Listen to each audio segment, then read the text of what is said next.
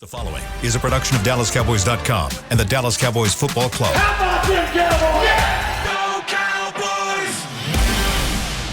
This is Talkin Cowboys. Streaming live from the Dallas Cowboys World Headquarters at the Star in Frisco. Handoff, Elliott plowing to the goal line. Barry, sacked by Lawrence. Prescott keeps it, and he bangs it in for the touchdown. And now, your hosts, Isaiah Stanback, Patrick Walker, Rob Phillips, and Kyle Yeomans.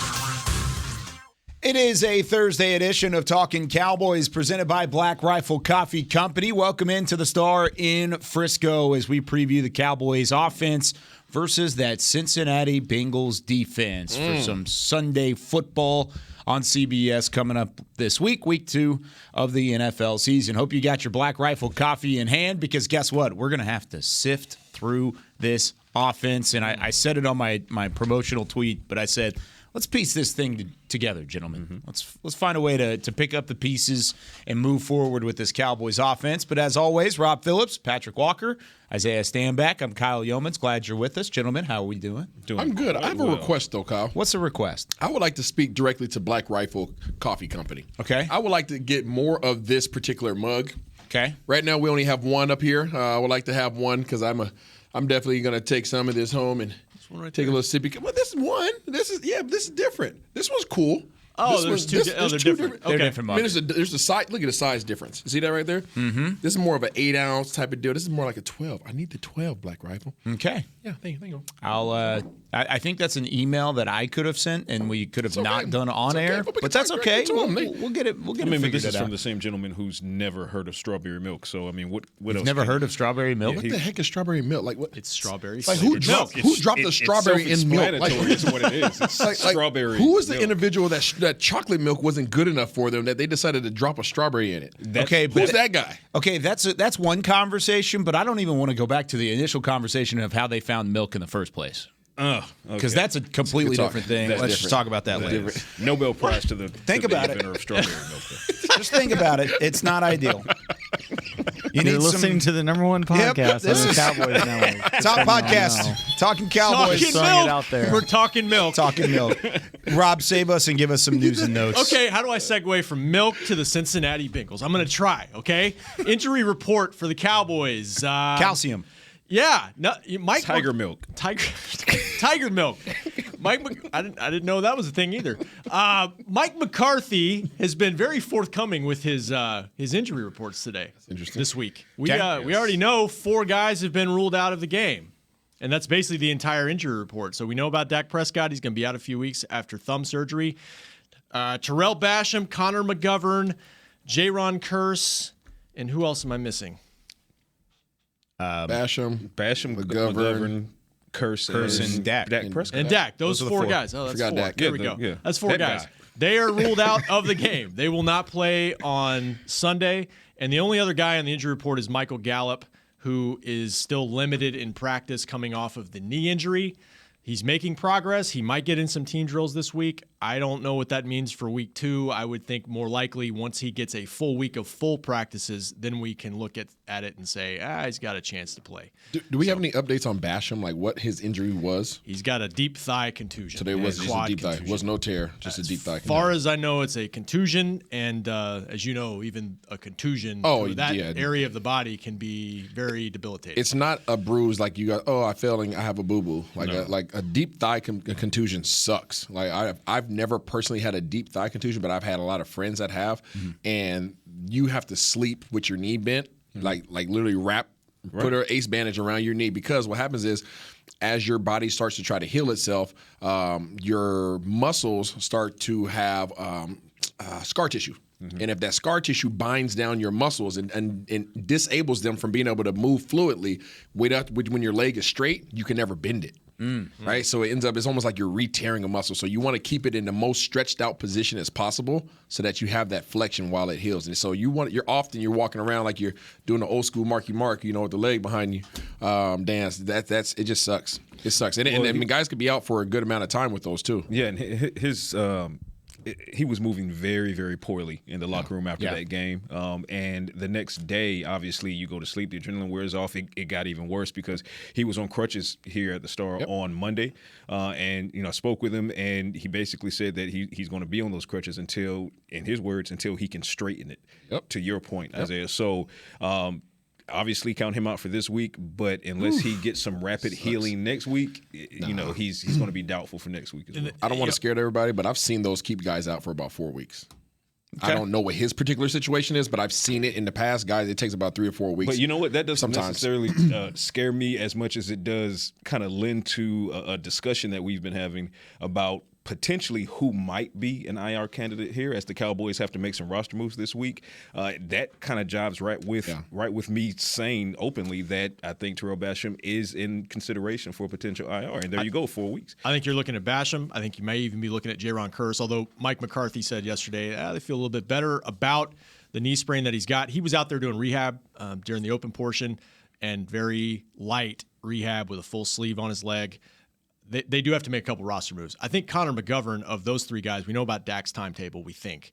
Of the other 3 guys, I think Connor McGovern might be a little closer to get back a little faster, but we'll see. Quick question for you, Rob. A lot of people have been asking about James Washington, and the difference between IR and PUP. James Washington is on PUP, correct? He's on IR. He's on IR. Okay, which he can come back in week 5. Okay. And I want to say, is that the first time we've seen him out there in the open portion doing some rehab, and that's what I was going to ask about. That was what is the first rules? time he's done the band work out there since the injury. Yeah. So that is a step forward for James. Doesn't mean that it's the only time he's done anything. No, it's just the first time that we've gotten a chance to see he's it. been out there. So that's awesome. It's a step forward.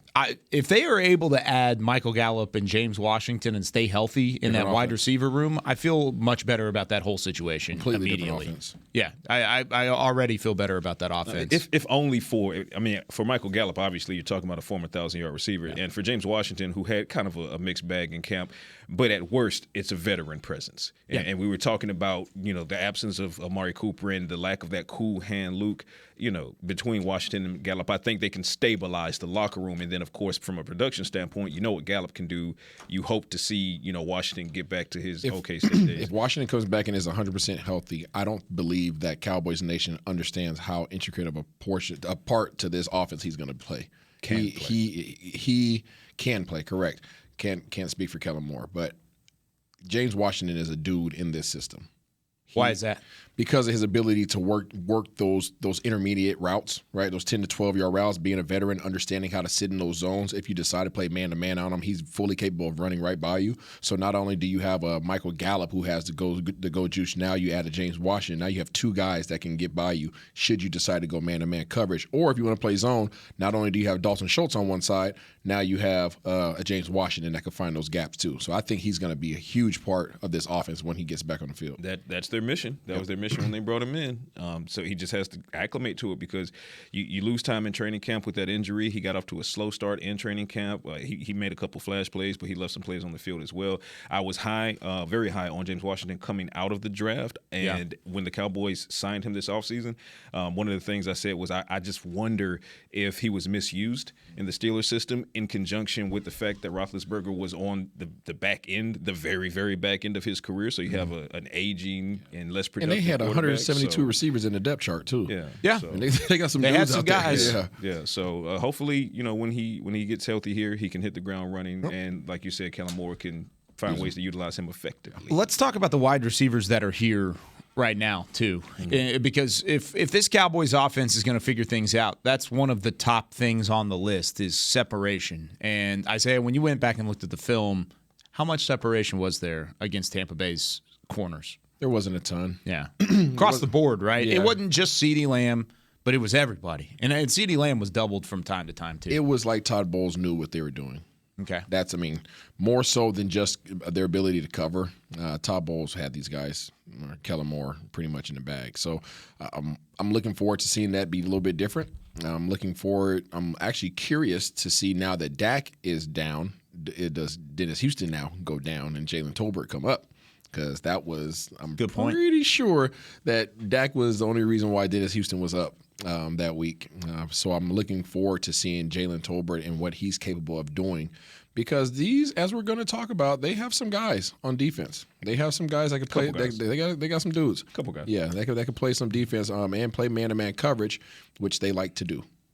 Okay. So how do you feel like it would differ this week than it was last week? Or how would you want it to differ this week?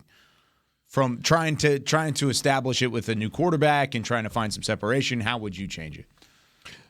I mean, there's a lot that could be changed. I mean, last week I think that they got themselves in a situation because they tried to force the throws. They tried to force themselves into throwing situations that didn't need to be throwing situations. When they could have ran the ball early on and kind of beat the ground in that regard. Correct. I'm assuming that they try to establish the run game. I'm assuming that the run game opens things up for Cooper Rush and takes that stress off him so that you're not having to change up the offensive look or scheme as much as you typically would need to. You could run a more Dak-friendly type of scheme where you're playing off of the run instead of running whenever occasionally to change up the pass. So I hope that Kellen Moore brings that approach. I hope that this offensive line hopefully Peters is here and playing at the guard position, and you can run up the middle of this formation, and then that will take a lot of stress off Cooper Rush and a lot of stress off these receivers to have to get open just seemingly by themselves all the time. I hope you get these cornerbacks peeking in the backfield a little bit and give them a little bit of half a step gain. I can't pound the table hard enough in agreement with that. I mean, that's something we talked about yesterday's episode. It's something that we talked about going into the Tampa Bay game. It has to happen, and you can't get away from it. You have a young core of receivers, and kind of circling back a little bit to rookie third-round pick Jalen Tolbert. I'm on record as saying him being inactive or him potentially being inactive going into week one, not as big of a deal because Dak Prescott and Dennis Houston had the chemistry, et cetera, et cetera. Valid point with Dak being down. You wonder how that's going to play into Houston. But whatever the case may be, you can only go up in the receiving core as far as production is concerned. So you have to, for my stance, you have to put Jalen Tolbert in this game because now you have to see what he has, right? You have to see if he can do anything because anything that he does is going to be better than what the receiving core did and did not do against Tampa Bay. But one way to help a guy like Jalen Tolbert, one way to help Simi Fehoko, one way, to help some of these young guys is, again, you lean heavily on the run game with Ezekiel Elliott, and you ask more of Tony Pollard in the run game as well because he's that kind of a change of pace back. But you have to set everything up from the run. You can't try in this game, especially with Dak Prescott out, especially, again, with this young core of wide receivers, going against guys who can play man coverage, going against the Cincinnati Bengals defense who, hey, it helped them get to the Super Bowl, right? You have to make sure that you keep these linebackers and these outside cornerbacks guessing. Are they going to have to, drop back in coverage, or is this a run play and I got to provide some run support? Yeah. That split second of having to guess, that's an opportunity for separation that you did not get against the Tampa Bay Buccaneers. You have to get them really keyed in, even if it means stacking the box, which works in your favor because if they stack the box against Ezekiel Elliott, here's another positive consequence of you leaning on that run game. So run the ball, pass, run the ball, pass, set up the big play, et cetera, because you're going to need a chunk play sooner or later. Yeah. To Rob's point from yesterday, you're going to need chunk play sooner or later, but you're not going to get those right out of the gate. You have to build, break. And that's kind of what their offense was built on last year. I mean, there was a reason this offense was number, 2 in the NFL in terms of explosive plays. I mean, they had explosive opportunities to go down the field. You just didn't see an element of your offense that could provide that in week one. Yeah, Zeke knows it. He talked for about 6-7 minutes yesterday, and I'm trying to count. He said commit, establish. They have to do that, and 10 carries. I don't think that's enough for him. What was his response to that? Nah. It's 10 carries enough? Nah. Just very politely, he's a leader on this team. He wants the ball. I mean, clearly. And I think he should get the ball. I had this stat in a column yesterday, a 3-and-out column, about to Pat's point about if you're not getting those explosive plays, and you have to get them. You have to get them at some point. And what teams are doing to the Cincinnati's offense is what teams started doing to the Cowboys' offense last year, what Pat Mahomes was seeing. Okay, we're going to take everything away down the field. We're going to make you drive 12, 15 plays. Yep. So, and the Cowboys are obviously handicapped with their depth on offense right now. They had one explosive play last week. They got to get more than those. But if they don't, they have to be able to run the ball. So they were 5 and real quick, Isaiah. They were 5-2 in games last year when they had 3 or fewer explosive pass plays. The 2 games they lost, they didn't have any. When they won, they didn't have a run game to speak of against Chiefs and Cardinals.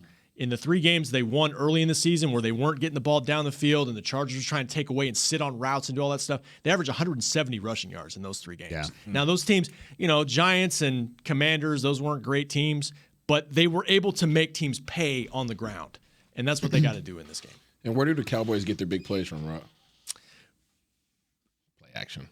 Oh, the action. Yeah, set it, and you have to. I was interested in where you were leading there. Yeah, it's play action. I mean, you have to run the ball, and it was more discouraging. I think the reason why I thought that's where you're going. I think that's why Zeke's most likely frustrated, because Zeke put out that statement that he made was kind of Coopish statement from last year. Somebody who doesn't really speak negatively about the team, but give me the doggone ball. And Amari said that diplomatically, and I thought Zeke did too. Yeah, that's what I'm saying. Help me help you guys. Yeah, right. But kind of Jerry Maguire. But I think it was more help you. It was more frustrating and more discouraging, I think, especially for the fans, because it was a close game. The whole game was a close game. A winnable game. So for it to be a close game, for you to be averaging 5 yards a carry, and for you to only give it to them 10 times, that's what pisses people off. And that can't happen again. You have to establish it, set the tone. And again, something I mentioned on yesterday. By doing this, you're turning the run game into the 12th defender. You're shrinking time of possession. You're keeping Joe Burrow and Jamar Chase and Higgins and that offense and Joe Mixon. You're keeping them on the sideline longer. That is also helping to keep your defense, which we can say is elite, it's helping keep them rested. So if the game is close in the fourth quarter, they're not gassed. Yeah. They're not being asked to do this again and again and again, because they're human. It's going to wear on them. If you look at some point in the Tampa Bay game, again, they had a 7-minute time of possession advantage. At one point, they had a 10-minute time of possession advantage. That just cannot happen. Eventually, the Cowboys defense, as stout as it is at bending but not breaking, when the fatigue starts to set in because you're losing TOP, you're going to break eventually. This goes back to the complimentary football conversation that we have, I feel like, every 3 weeks on this show. But it does. It plays a factor, because if you want Micah Parsons going downhill 100%, if he's going to play 100% of the snaps and you need him 100% on 100% of the snaps, you need him to take less snaps, because your defense is on the field less, right? Right. So, I mean, ultimately, yes, the offense can help the defense. The defense can help the offense at the same time, and we've got a lot to figure out about that offensive side of the football. When we come back here on Talking Cowboys, CeeDee Lamb, how do you get him going? How can there be a connection established with Cooper Rush early on? Is there a way that the tight ends could potentially help move this offense forward? With more Talking Cowboys presented by Black Rifle Coffee Company right after this. Todd thought it would be secure to jog in the cheetah savanna. Todd believed the big cat repellent he bought online was reliable. And now, Todd is trying to be faster than this cheetah that can run 80 miles per hour. But the good news is, Todd has AT&T 5G that is fast, reliable, and secure. And he learned the best thing to do is stop running and toss her the backpack with the beef stew. AT&T 5G. Fast, reliable, secure. It's not complicated. 5G requires compatible plan and device. 5G may not be available in your area. See att.com/5G for you for details. The Cowboys way, where 16 Hall of Famers and 5 championships shows us what success looks like. Where turkey is always the second best part of Thanksgiving Day. Where we are all defined by one single thing, the star. Where we as fans know it's our job to keep the tradition going. Bank of America is proud to be the official bank of the Dallas Cowboys and to support the quest of living life the Cowboys way. Copyright 2020, Bank of America Corporation. This sweet! Did you get to work on time? Yeah, but I just realized it's Sunday. Little Sweet says head on home. Dr. Pepper's on its way. So sweet, unique. Baby, there's nothing better. I bet you've probably done something that deserves a Dr. Pepper. Did you invest your nest egg in an NFT? Yeah, and I don't even know what that is. It's a non-fungible token. Everyone's done something that deserves a Dr. Pepper. Nobody protects you from mayhem like Allstate. I'm a broken traffic light. Stop and go is the name of my game. It's easy. You go, they go. Or was it, they go, you go? And if you have the wrong car insurance, these repair costs could stop you in your tracks. So get Allstate's new low auto rate and be better protected from mayhem, like me. Not available in every state based on coverage and limits selected. Subject to terms, conditions, and availability. In most states, prices vary based on how you buy. Allstate Bar and Casualty Insurance Company and affiliates, Northbrook, Illinois. Back to Talkin' Cowboys. Back here on Talking Cowboys, head to AT&T Stadium on Saturday, September 17th to experience Rally Day, presented by SeatGeek. Get ready to cheer on your Dallas Cowboys with tours of AT&T Stadium, ticket giveaways, games, inflatables, and a whole lot more. Visit attstadium.com/rallydays for tickets and for more information. Of course, Talking Cowboys presented by Black Rifle Coffee Company, the official coffee of the Dallas Cowboys. Now, we were talking really briefly there about Jalen Tolbert and a connection that he needs to have with Cooper Rush. Mm-hmm. This is on the fly, so this is an unofficial number that I have now come up with. I was doing it in that first segment, just trying to go through and see what his numbers were when targeting Jalen Tolbert. From what I have gathered, and I'm going to have to double-check this, from what I've gathered, he in the preseason was 3 of 11 when targeting Jalen Tolbert for 29 yards. He threw a pick in one of those as well, and there was a pass interference call on the 12th throw, so that negates that one. So technically 3 of 12 or 4 of 12, whatever you want to count that, with an interception and 29 yards. That's think the targeting point. In the preseason opener, there was far too much forcing of the ball to Jalen Tolbert. Yeah, it was. I think it was like 5 targets in the first quarter, first quarter-ish. There was a lot. There was a ton, and I think that kind of anchors that unfortunate stat. I think Cooper Rush needs to understand that, if Jalen Tolbert is active for this game, and I'm an advocate of him being active for this game, you can't force the game there, and he won't have to, because he's going to have to – CeeDee Lamb's going to have a bounce-back game. And to that point, as far as the CeeDee Lamb and Cooper Rush connection, the last time – here's some science for you. The last time CeeDee Lamb had a 100-yard game? When's that? Cooper Rush was the starter. Minnesota Vikings. Is that right? Yep. Oh, wow. That was a Cowboys win. So yes, science. Yeah, nice. So there's some chemistry there between Cooper Rush and CeeDee Lamb that maybe the Cowboys can try to build on, hopefully, and then hopefully that positivity emanates throughout the younger receiving core. But again, that doesn't mean get away from the run. That means use the run to set up the pass. But when it's time to pass, Lamb understands he's going to have to catch those passes. Rush understands that he's might have to make some tight window throws, but there has to be some separation there. So where's the balance here between forcing the football to somebody and trying to get the ball in their hands? That's the thing, the balance that you're going to have to figure out, because when you're looking at the first game against Denver in the preseason, Cooper Rush forcing the ball to Jalen Tolbert. You look at the first game of the regular season, Dak Prescott forcing the ball to CeeDee Lamb. 2 catches on 11 targets. It's the first game of CeeDee Lamb's career where he had 10-plus targets and fewer than 7 catches. It's also the fewest catches by a wide receiver with 10-plus targets in a game since Chris Godwin in Week 14 of 2018 when he had one reception with over 10 targets. So not a great game from CeeDee Lamb, but how do you involve him in the offense, Rob, if you can't force it to him? You just got to get him the ball, but how do you get him the ball? Well, I'm curious to see if they're going to single him up or if they're just going to say, we're going to take you away and we're going to – what can Noah Brown do? What can Jalen Tolbert potentially do? What can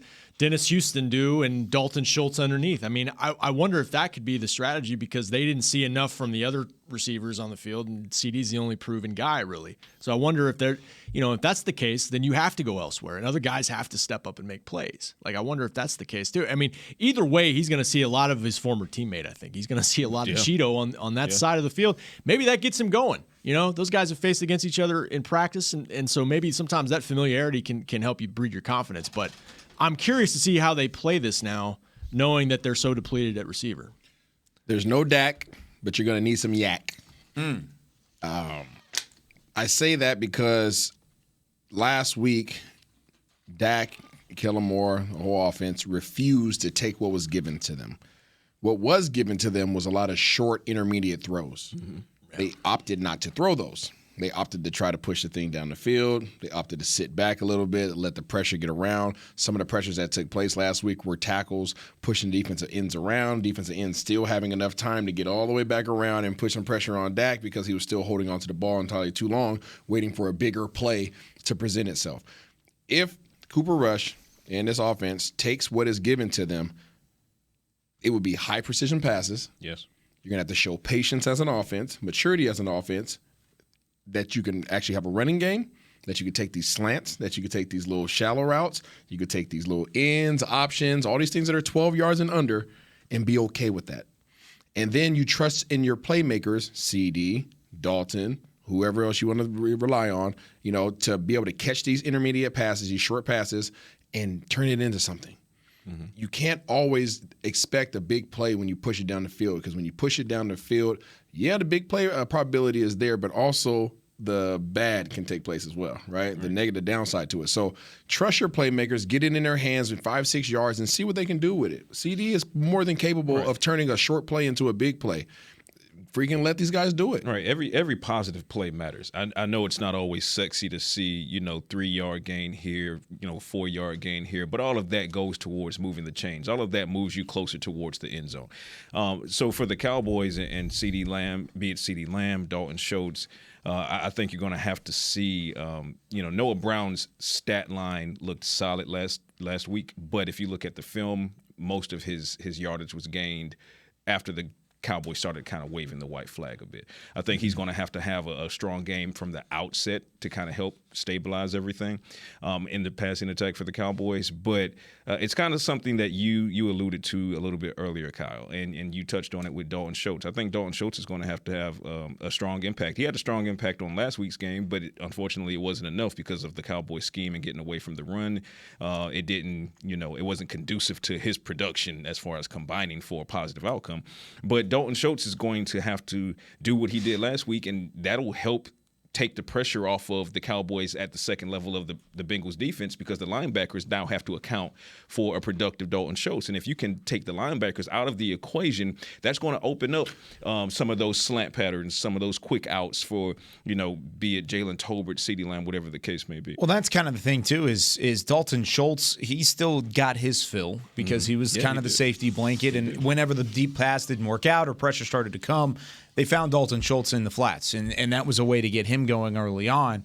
Is there a way, Rob, where you can scheme up the tight ends to maybe be a weapon more so than be a safety net? Because we haven't seen it from Dalton Schultz, but is there a way you can maybe nudge him a little bit and just get him out there and go a little bit deeper instead of running 5 yards and in, maybe go a little 10 yards, 13 yards, 14 yards, just try and push him a little bit? Yeah, I think he needs to be part of that. And especially when you have a backup quarterback, you do need that safety valve in there. Mm-hmm. But I think these matchups I think Cincinnati is built to deal with tight ends very well. They have two linebackers, Logan Wilson, Jermaine Pratt, who played safety in the past, who can cover.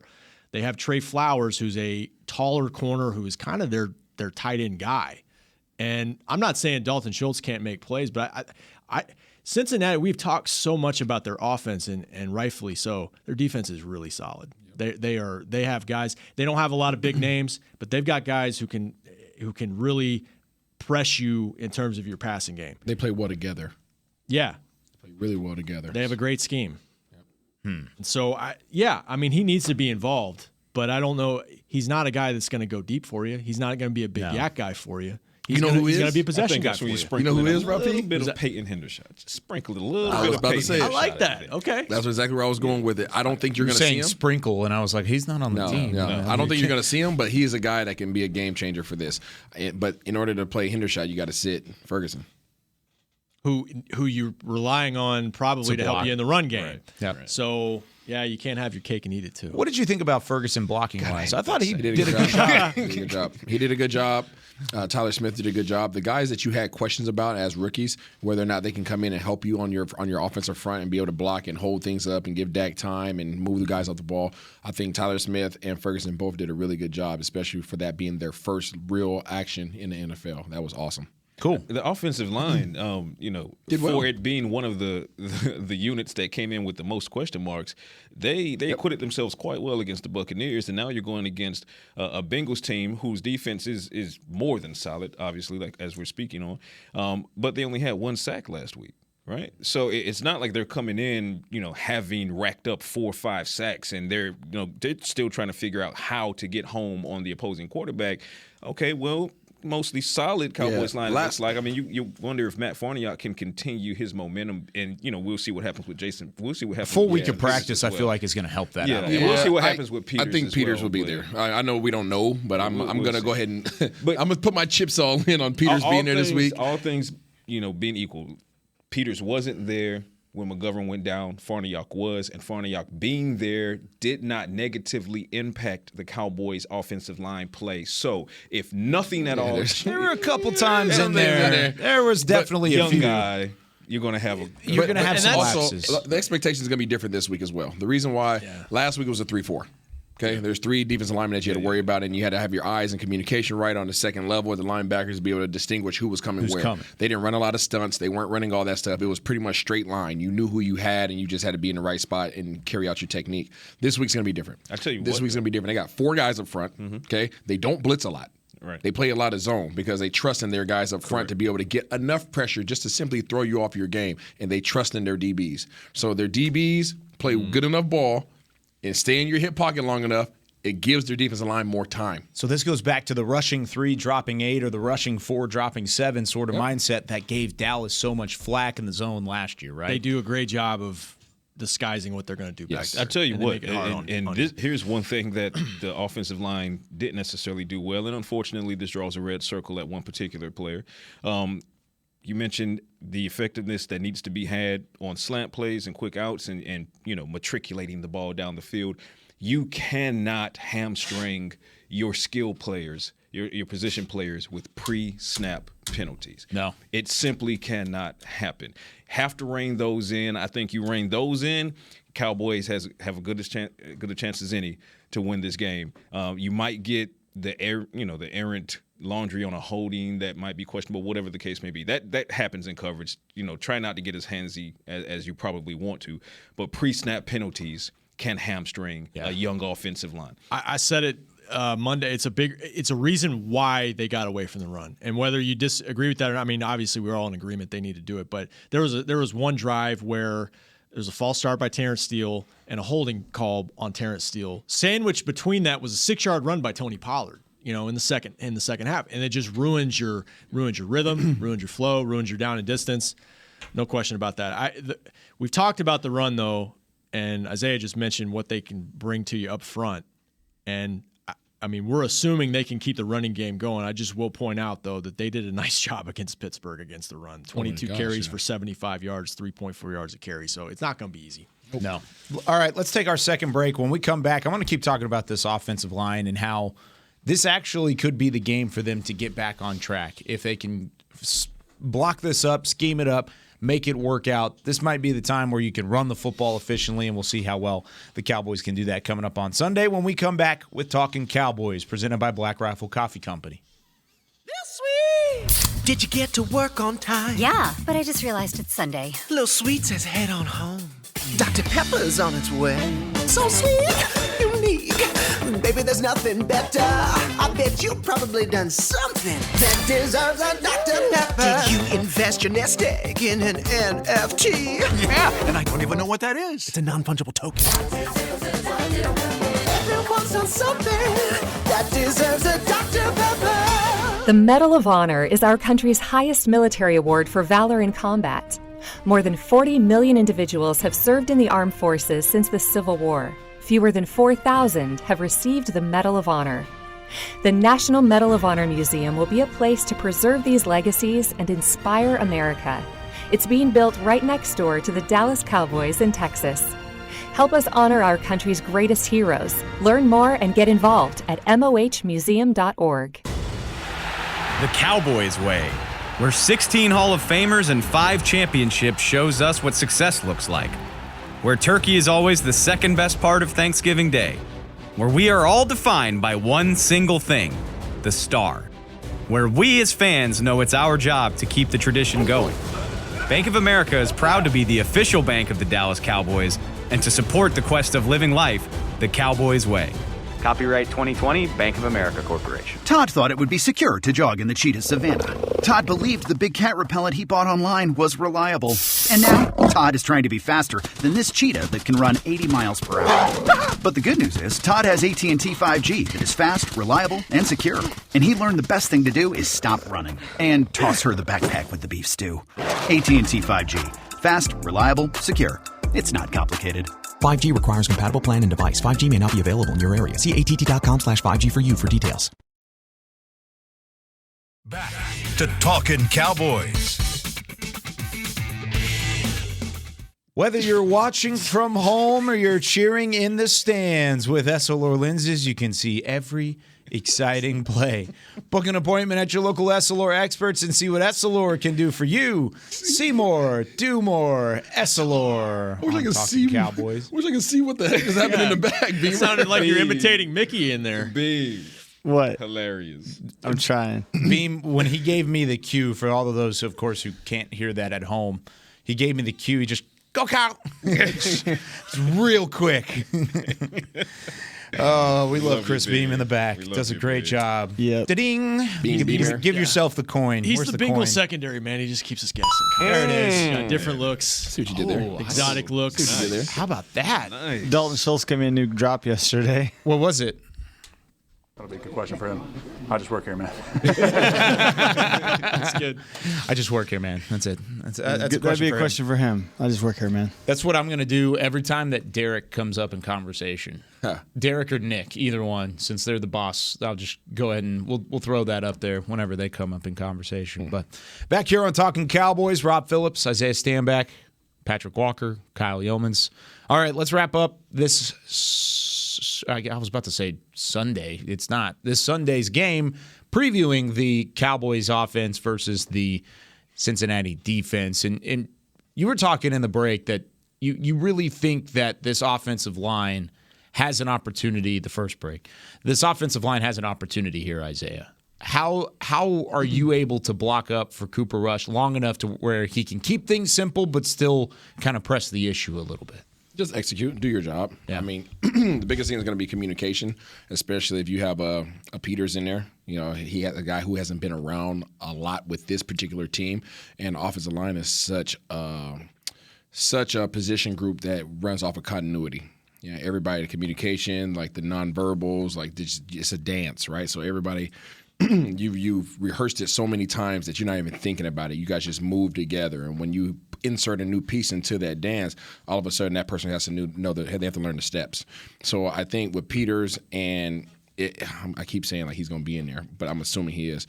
Peters and Tyler Smith, if those guys can all work as one continuous line along with everybody else up there, I think you will put yourself in a position to be able to be effective, especially when you have all-pro, young center, all-pro. I think you should be able to control the middle of the line of scrimmage. And if you control the middle of the line of scrimmage, based upon what we've seen Terrence Steele capable of, now, don't go to last week, what we've seen him be capable of and what we saw last week from Tyler Smith, I feel pretty good about their ability to move guys off the ball and their ability to give Cooper Rush time to be able to at least have a chance to make some completions. I mean, the fact that Tyler Smith, a rookie in his NFL debut, was able to lock horns with Vita Vea a time or two and like stand him up and just hold him there. I cannot overstate how impressive that was. So to the point, Tyler Smith's strength, we all saw it in training camp, and it jumps out. But you don't know exactly how much it jumps out until you see it lock horns with a force like Vita Vea. So I think Tyler Smith's going to continue to improve there. But to Isaiah's point, you got to attack it up the middle. Like, you got to be successful up the middle. Left guard, we'll see, how the Cowboys play that. Is it going to be Farniok? Is Peters going to be ready? If so, where do they put Peters, et cetera, et cetera? I think Tyler Biadasz had a pretty solid game last week as well. But when you're going against a defense that features somebody like Trey Hendrickson, for example, this guy's coming off of 14 sacks. He's going to try to burn that edge as often as possible. Use his speed against him. Use his speed rush against him. The way you do that is you dominate the interior of that Bengals defensive line. And that way, by the time he gets in the backfield, the play is already 4 yards to the gain for the Cowboys. So Isaiah makes an excellent point there. It's about winning your battles in the interior. Zach's going to win his because he's Zach.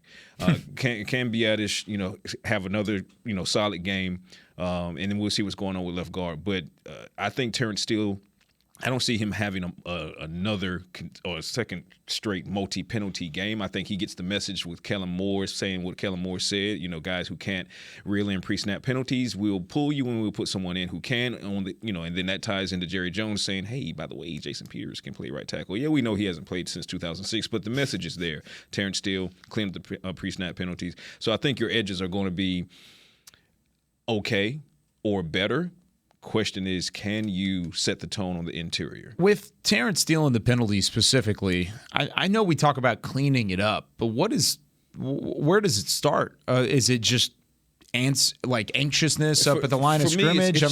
Have confidence in yourself and that you can win this matchup. Okay. Because for me, and I wasn't fortunate enough to play at the NFL level as Isaiah was, but anyone who's played football for any real amount of time understands that when it comes to offensive line and false start penalties, a lot of that is psychological. It's because you feel like you have to get the jump or the step on your guy because you feel like you might. It's kind of like holding. Right. Usually if you're holding, it means right. you're getting beat, right? His step might be quicker than mine, so I need to be a little bit quicker off the ball. Well, more often than not, that turns into a pre-snap penalty, that turns into a false start or something of that nature. So for me, and I said this yesterday and the day before, when it comes to Terrence Steele and these pre-snap penalties, have confidence that you are capable of stopping the guy in front of you, because when you start feeling like he might beat you, he's already won that matchup before that ball is even snapped. Even if you don't get a penalty, he's probably won that matchup because he's in your head now.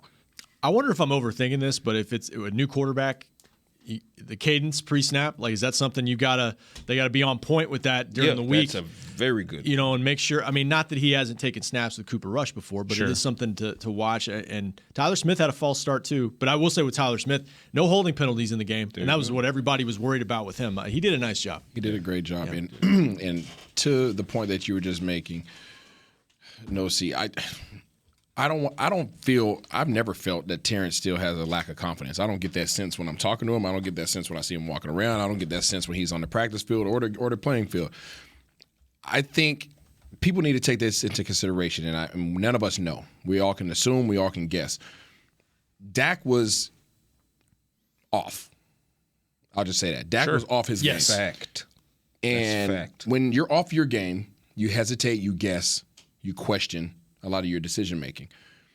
When a quarterback is going through his cadence, it is literally embedded in those offensive linemen's head. The rhythm, the tone, the fluctuation, everything, it. It's just no different than knowing your baby's cry. You know what I mean? That's your guy. Mm-hmm. And there's a tempo with it.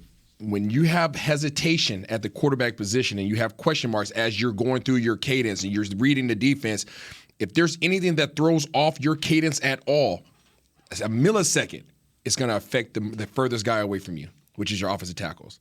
So if Dak goes red 80, said, hut, and all of a sudden, White and those guys start walking around, he's red 80, and he drags anything, that guy is going to go off sides simply because he's going off of what he knows is just innate in his body, because that's how the cadence he's always had.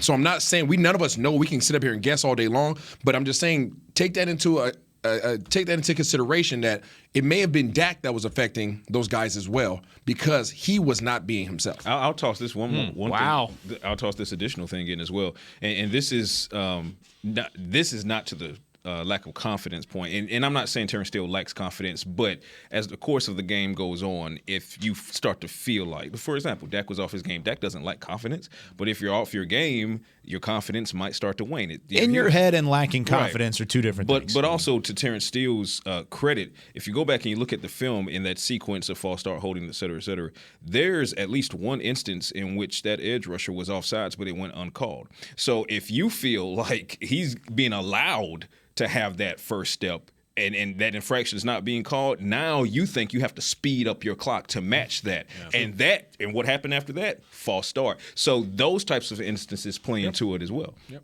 A lot of factors. A lot of factors into it, and there's a lot of factors into this game, which means tomorrow, Say It With Your Chest Friday. Oh, yeah. Is going to be a whole lot of fun. Of course, we're going to take your calls, be a part of the Pick'em segment.